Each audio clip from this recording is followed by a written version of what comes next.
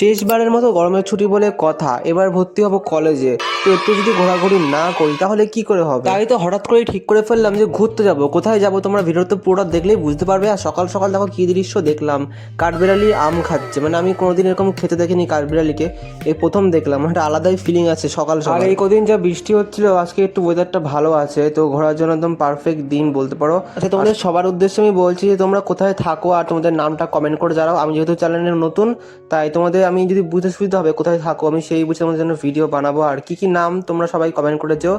দেখো আমরা কিন্তু ব্যাগ ট্যাগ গোছানো শুরু করে দিয়েছি, মা কিন্তু সবার আগে রেডি হয়ে গেছে। তো আমি এবার রেডি হচ্ছি সকাল সকাল, মানে সবার লাস্টে আমি রেডি হই, এটা আমার অভ্যেস বলতে পারো। সবার রেডি হওয়ার পর আমি রেডি হবো। তো যাই হোক, আমার লেট তো হয়ে গেছিলো, 1 ঘন্টা মতো লেট হয়ে গেছিলো। আচ্ছা, কলেজে উঠবো, আমার মানে এত কনফিউশন হচ্ছে, আমি তোমাদের কি বলবো, তোমাদেরকে আমি শেয়ার করছি কথাটা। মানে আমার 3টে অপশান আছে কলেজের। একটা হচ্ছে গোবরডাঙ্গা কলেজ আছে, হাবড়া কলেজ আছে, বারাসাত কলেজ। 3টের মধ্যে কোনটায় যাব। আমার অনেক বন্ধু আছে ভালো ভালো, মানে 3জন 3 জায়গায় যাচ্ছে। এবারে আমি কোন দিকে যাবো আমি নিজেও বুঝতে পারছি না। কি আর করা যাবে, তো দেখা যাক যেটা হবে। মানে আমি না এরকম হয় যে সময়ের মতো সময় কাজ আমি ছেড়ে দিই, যা হবে অটোমেটিক হয়ে যাবে, মানে সব ভালোই হয় সবসময় দেখি।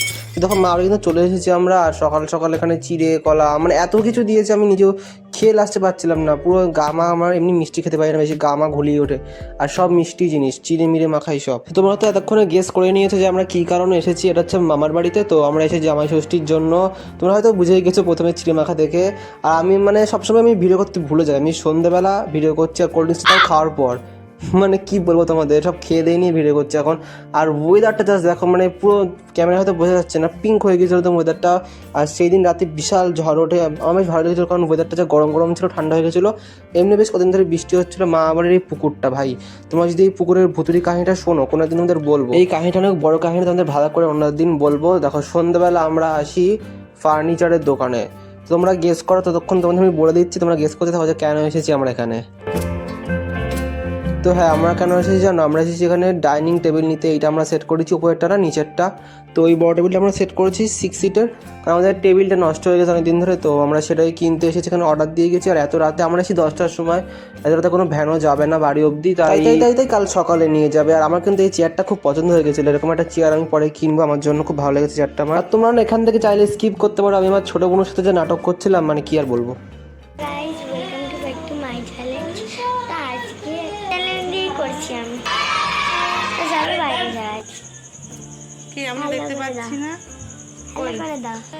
আজকে না আমার গড়ে একটু কেমন বসা বসার মতো লাগছে হচ্ছে তোমাদের, কারণ অনেকদিন থেকে জ্বর এসেছে, তো এরকম প্রায়শই হয়। তো এগুলো ইগনোর করে নিও। আর এটা আমরা দেখছি হচ্ছে আমার ছোটো বোন, মানে যাকে এক্ষুনি দেখলে তার একদম ছোটোবেলার ভিডিও ছিল।